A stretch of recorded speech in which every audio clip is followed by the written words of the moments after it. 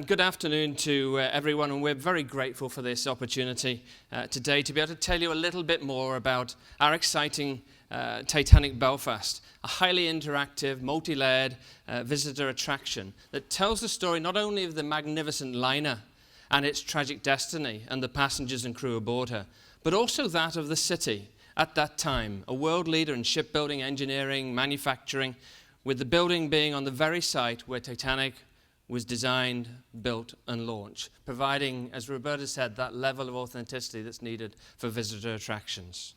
First, the introductions. I'm Tim Husbands. I'm a very proud CEO of the attraction. Today, I'm going to do you a quick intro about the project, and then show a little video, and then I'll mop up proceedings again to explain what's happened since we opened, some of the learnings that we'd like to impart to you from that experience, and then myself and Conal Harvey, who's my deputy chairman, and I will try and answer any easy questions.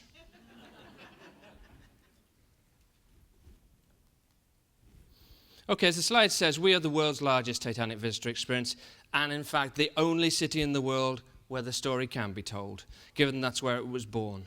We opened just over 2 years ago and have reached 1.5 million visitors in that time, of which 70% are coming from outside of Northern Ireland, so it's creating massive economic benefit. I thought it would be useful, though, to initially provide some background context as to why and how the project came about, and in the iconic design that it is. And it's important to appreciate that the story of Titanic and the tragic loss of life hadn't really been very high on the city's consciousness for about 70 years, considered to be a little bit of an embarrassment. And it was only when Dr. Ballard found the ship in '85 and James Cameron made the movie in '97 that the city and Northern Ireland's public agencies felt more confidence around its heritage and story, realizing that the turn of the millennium really, we needed to create some kind of positive platform to promote the city effectively as an international tourist destination, very similar to Nantes. Realizing they had a world-renowned iconic story right on the doorstep, ready to be told, it served to bring all of those agencies together, not only in terms of the visioning required, but also consider how to fund such a project. Nearly £100 million was required to fund the construction of the building, and it required for the very first time a common agreement between all the political parties and public agencies in Northern Ireland to get the project off the ground. And as if you watch the news media over the last many years, you're probably aware Northern Ireland is not exactly known to readily coming to agreement on things. So that was even a sign that we were onto something, and it was an achievement. It was the design and build contract with the building itself now remaining in the ownership of a charity set up purely for that purpose. We as a company, Titanic Belfast Limited, which Conal is our deputy chairman, and now the operators of the attraction on a 25-year management contract, which I'm very proud to lead, although I won't see out the end of my contract, I fear. The public agencies of the Tourist Board all support the venue in positioning it enthusiastically in our national and international markets in order to help generate those visitors that I talked about and to the return to the economy. So I hope I've emphasized partnership was key to the project and is just as key now in ensuring that it's a viable and sustainable business. And just quickly, our goal is to integrally link Belfast and Titanic in the world's consciousness in what is a very competitive marketplace, with our vision being to offer a world-class customer experience, critically unique and authentic, whilst our mission is simple, to be the most successful visitor attraction and events venue in the whole of the island of Ireland, and to educate, entertain, and inspire. I'm going to show you a video that we took to mark the end of our first year, which I think will hopefully give you a little bit of more context about the project.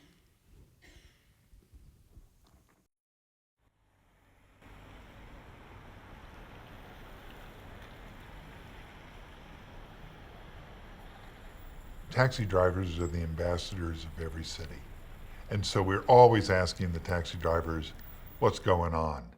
And the stories that they would tell about the construction of Titanic Belfast, I wish I had recorded every one of them, because they are just marvelous revelations of cynicism being dashed by wonder, about absolute irritation being replaced by awe. You could see the city starting to believe in itself. I think that this is arguably the most fantastic building ever constructed on the island of Ireland, or even in the whole of Western Europe. We've had visitors from 111 countries in the first 6 months.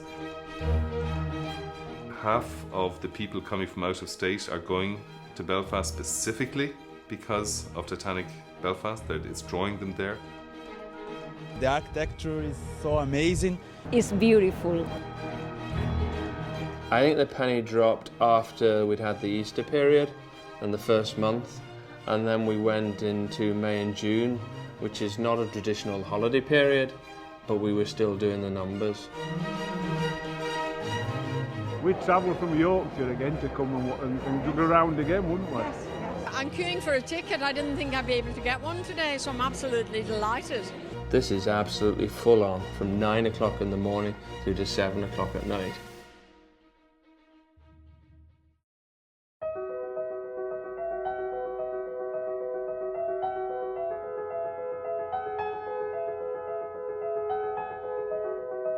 You would think that the movie would be more exciting, but all these interesting facts and things to learn, it's been really amazing experience. Yeah.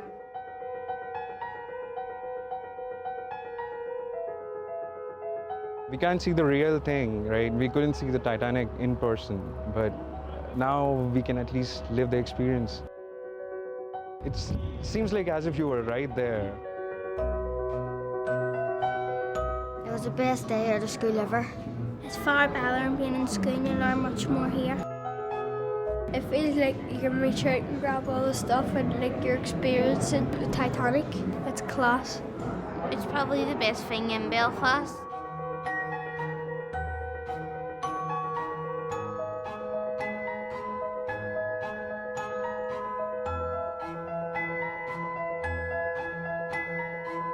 We're all very excited because apparently in about 2 minutes' time, Father Christmas is going to appear from just around the corner, make his way across here, led by none other than his favourite reindeer, Scruffy.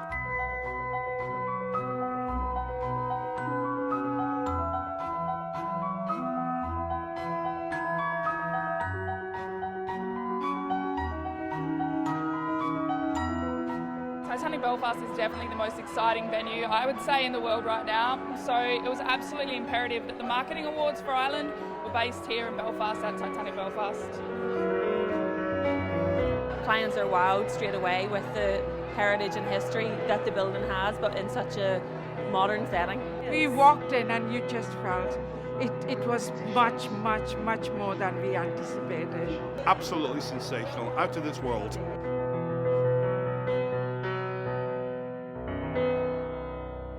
We're here. I do feel that we have come to a point where Belfast should be proud of its connection with Titanic.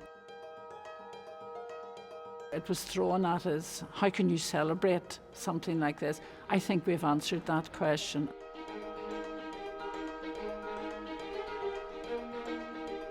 You can't miss what's here.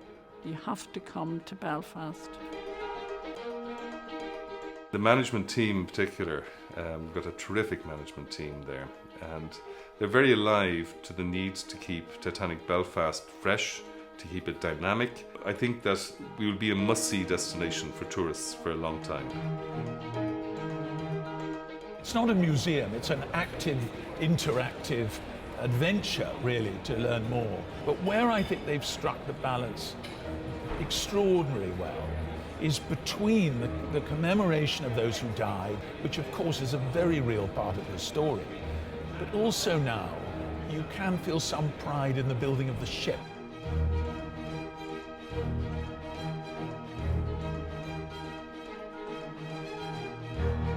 It's about changing people's views of Northern Ireland. It's about giving civic pride to the people that live here. Up until now, we've been troubles people. You know, you go anywhere in the world, where do you come from? Belfast. Oh right, balaclavas and gunmen and murals. That was our identity. And I think that there is real hope that in years to come, you go anywhere in the world, where do you come from? Belfast. Ah, you guys built Titanic. The end of a year, we face the electorate, and we have to talk about what we have delivered. I'd be very surprised if Titanic isn't close to the top of that list.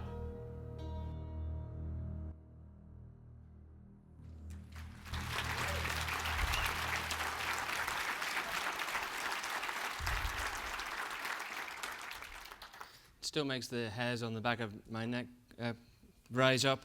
I think I was meant to say, do you not think that was awesome? I was told if I said that, the audience would be with me.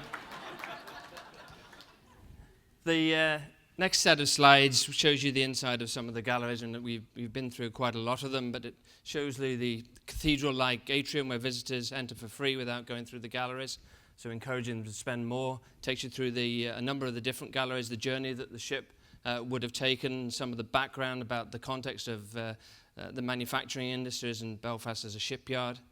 It then takes you through the launch, through the fit-out cabins, and the various different audio-visual presentations that are contained within them. The journey beginning and end is poignantly set with a sympathetic representation of the events on the fateful night and follows what happens afterwards in the two inquiries. We then inquire into the myths that surround the Titanic, together with how the story has been variously represented in each of the decades. The Ballard Theatre follows with time showings of his footage in the theatre of the wreck, which provides the opportunity for reflection for the visitor, and also able to see the wreck in greater detail as it passes slowly under a clear visioning glass. And the last gallery is our Ocean Exploration Centre, which is an area we've already invested in not only 2 years after we opened to create a purpose-built educational space to host workshops and study visits, such has been the demand. And the other image you see there at the end were the Titanic store, our retail offering, and the Bistro 401, which is one of the 2 catering retail outlets. The brief today was also to comment on memorable milestones and achievements for the project, and there are quite a number on the screen as you see there. The ones I would though emphasize most would probably be the first ticket sales, from which we knew very quickly we were onto a winner with 100,000 tickets sold in advance. Secondly, the actual opening and all of the fanfare that brought. The actual 100th anniversary of the sinking, which was a very emotional day actually for the city, as we were very much the focus and the embodiment of that. And the last thing I would mention would be the rather insane global media interest that we generated, thankfully. My family said that they actually saw more of me on the TV than they did do at home for that first year. And they actually said that was a good thing. Our achievements in the first 2 years, the highlights again are we're the first 5-star graded attraction in Ireland. We're the second most visited attraction in Ireland, and we're working on getting to that number 1 spot. We have 1.5 million visitors across 142 countries. But we also learned a lot about our visitors, particularly the different needs of communicating with them within the galleries, different nationalities. The Germans looking for more detail, a lot more of engineering interest there. The Chinese just wanted to come in and tick the box and then move on. The Spanish were very emotional and would like to know a little bit more about the human side. So there's so many different ways in which to access it. We definitely were the established and the only iconic and known signature that Belfast and Northern Ireland had across the world at that time. And it has even more potential to grow further as the story grows. We were doing a trade show in China, and we were talking to one of the group travel operators, and she went a little bit white after we were telling her the story. And we said, "Are you okay?" And she said, "Are you telling me that the Titanic is a true story?" Because the only means of access they have is the movie. So therefore, there's an awful lot of opportunity there. The lessons that we learned from the project, some are obvious, but I still think worth saying. Employ the right consultants, not only those that can do the job, but those that have an empathy with you, as well as having the knowledge and experience. We used Event as an example with James Alexander, who will be with you tomorrow, actually. And create the right space for me. Don't leave me out until it's too late as an operator to influence the outcome as an end user.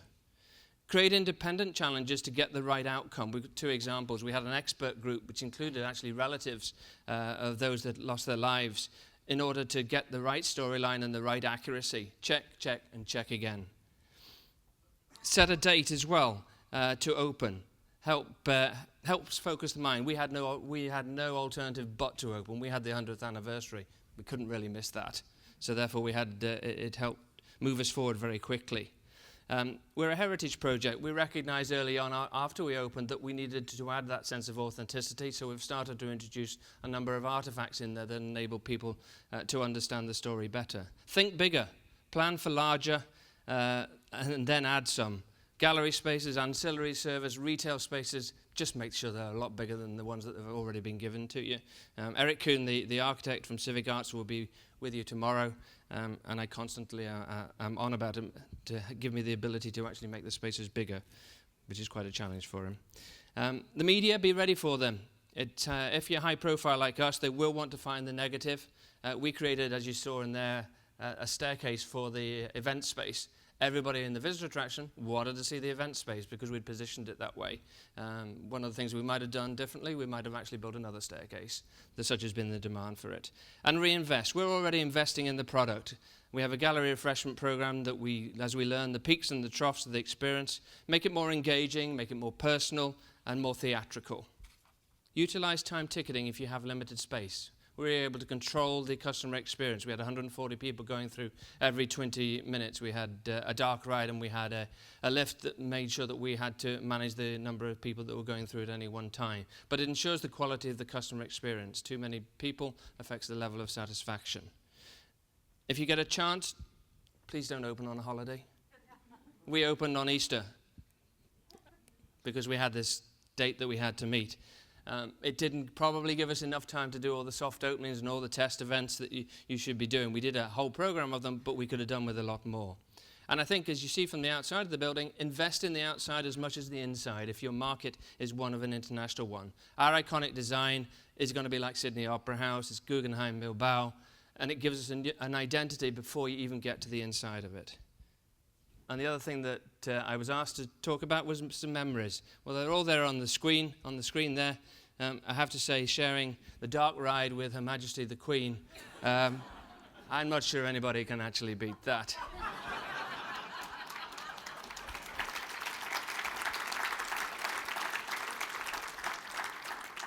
And I did touch a handbag, but nothing else. But she had a great time, and funny enough, I saw her 3 months later on, and she was telling people how much she'd enjoyed it. She'd said she'd been on this ride, and it was going down, and it was going around. It was actually a great moment for us. I'm sworn to secrecy. It's like a royal oath thing. We have other visits from the Secretary of State, Hillary Clinton, James Cameron, etc., and our first birthday. But I have to say that the real high point, and I apologize, Her Majesty, was a few months ago when I was joined by the lady in the top left-hand corner, who was Mary Miller, a lady in a wheelchair who chose to spend her birthday having afternoon tea with us in our banqueting room. We do almost about 400 people every Sunday upstairs in the banqueting room, spending around $35, $40 each. So it's a financial thing for us. But she was recounting for me how she sat at home all those years ago on the brick steps at the back of her house and remembers the sea trials of the various ships that would have been there from Harland and Wolff, and she remembers the Titanic. That was her 106th birthday. We've recorded her story because we feel it's so important to do so. And it was very humbling to meet her. And I think it made us realize the responsibility that we have to tell the story accurately and to support the people of Belfast, past and present. It's more than just a visitor attraction to us, and I hope you agree. Thank you very much indeed for listening.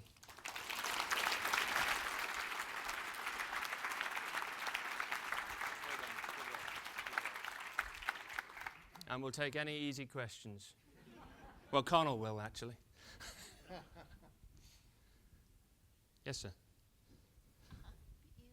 Oh, well. I could probably yell it. So what you're saying is the city of Long Beach should sink the Queen Mary and build a museum. How did you focus on any of the actual artifacts, or is it a mix of artifacts and video footage? How did you put that together? The artifacts play and continue to play a secondary role. It's how we tell the story. An artifact will be introduced into the galleries if it helps tell the story.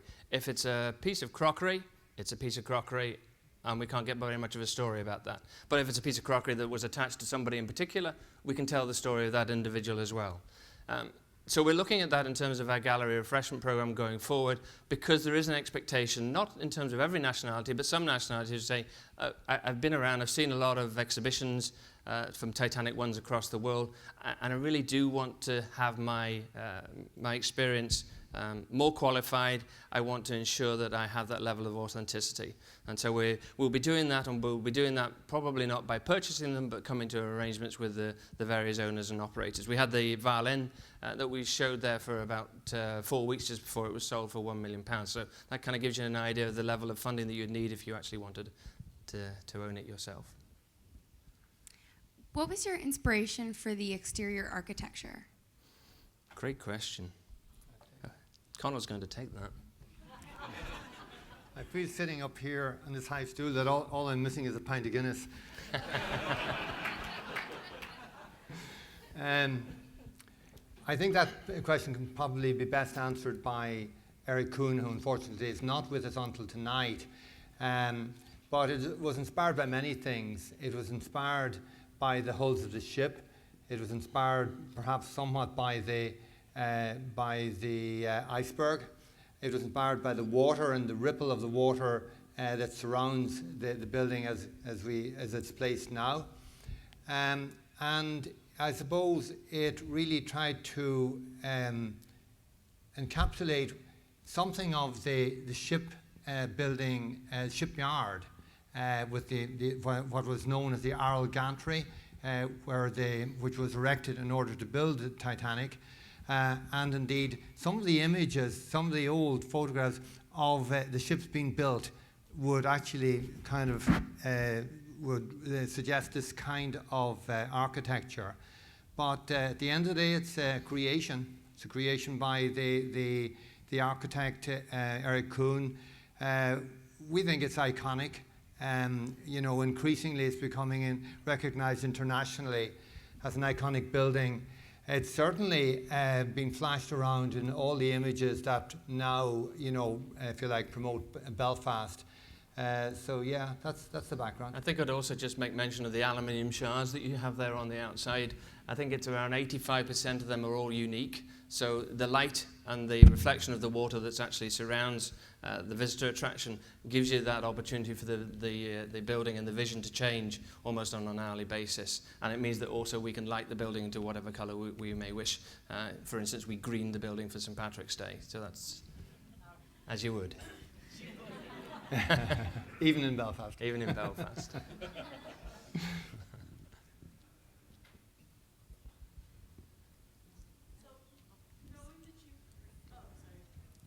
Hi. Knowing that you had your centennial anniversary to meet, how, just reverse engineering, talk us through how you planned, just from concept to financing to knowing you needed to hit that deadline to opening day, all of that. How are you able to reverse engineer and start the planning process? Okay, I'm going to ask Connell to take the concept to about a year before we open, and then I'll take over from you. Okay, yeah, that's something of a fascinating story. When we got involved in Titanic Quarter, which is the waterfront development that this kind of is now the pivotal point, we kind of felt that we needed to do something special, and we need to do it in some way or other to capture the whole history of the Titanic and indeed the maritime heritage of Belfast. So really there were as many ideas as there were people. One of the really difficult things was getting a convergence of the ideas and getting, if you like, the stakeholders, the people who had an interest to unite behind a particular concept. But we were always conscious of the fact that 31st of March 2012 was the centenary, and we really had to be finished for that. And like every project, the start kept getting sort of moving out a bit, mainly because, am I still on now? Mainly because we had 4 significant stakeholders. We had the City Council, we had the government, we had the Harbour Commissioners, and we had ourselves. And it's a really difficult task to get agreement and get it signed up with a number of stakeholders like that. So that caused it to drift somewhat, but we did get it signed up, and we were more or less on site ahead of getting the actual agreement signed. And so the build program was quite tight, but we as the promoters and developers had the design and build responsibility also, and then we took on the operating responsibility. Yeah, it was tight. I'm not sure what exactly your first question was, but that was the background to it. I think that's a fair point that Conor makes about it being a design and build. As it happened, it ended up being a design, build and operate contract, which was very rare these days to get all of those rolled into one. And I think that was a real benefit in that when we came on in terms of the operation with a year to go with no staff and no plans in place, we had to really accelerate it, and it meant that we already had existing relationships with the guys who were in the construction. So we were actually all going for the same aim and the same objective. So we ended up with a 12-month implementation program that covered all of the various recruitment processes, standard operating procedures, whilst also spending our time defining what the end product was going to be, because at that time it still wasn't finalized, and probably all of those of you in the industry will know that it actually wasn't finalized till about 3 weeks before we actually opened, as things change, as things always change. So we ended up going, really, most of my staff who are fantastic, and most of them are still with me after 2 years. We probably appointed them with about 6 months to go. So we went from a startup business to a business that was worth in the region of around £15 million for the first year, which in any startup business is quite a trial and quite a challenge. But we had good people. I think one of the interesting things, I was talking to guys from ProFun in Los Angeles yesterday, and we were saying that actually we had nobody on our senior management team that actually had operated a visitor attraction beforehand. We had lots of skills and lots of experience, whether that be retail experience, customer service, running conference centers, exhibition centers, event space, but we'd never done visitor attractions. And we actually now, in reflection, we think that was a good thing, because we were learning all the time. We were making mistakes, but as a lot of people have said, if you make mistakes, then you learn very quickly and you can make things better. We have 2 minutes 34 seconds left. Would you talk a little bit about the guest experience in relation to the specific location of the building, and particularly I think about like the launch experience and what guests see there and how it relates to the architecture and how the exhibit and everything was set up? Yeah, it's very important that we're built on the site outside the drafts, the drawing offices, which is where the draftsman would have been, and they look out over where Titanic would have been, and they see us. So it's very much, even before you go into the building, you have that customer experience, you have that level of knowledge that you're entering a special space. And then when you go through the various different galleries, and the ground floor is open access and anybody come in, and then you go upstairs into the first gallery, which sets the scene of the social context of Belfast, and then you move up the Arrow Gantry up into the shipyard ride, the dark ride, finish that, and then that takes you, after you've spent time, about eight and a half minutes within the dark ride, into the launch. And the launch is a special place actually for us. A lot of people think it is the most special place because we show up, there's no footage of the Titanic being launched, regrettably. It's the Olympic that we show.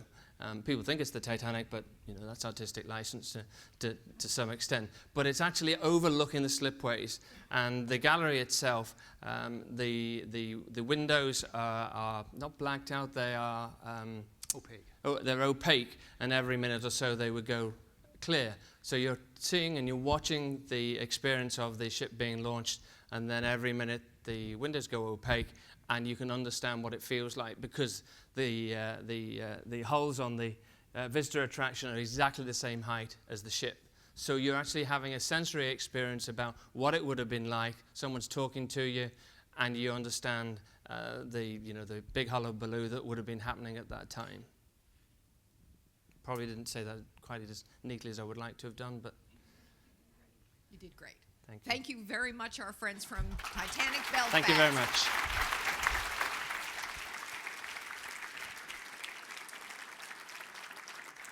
And it's your next 10-minute break. You next geners had better get out there getting those signatures.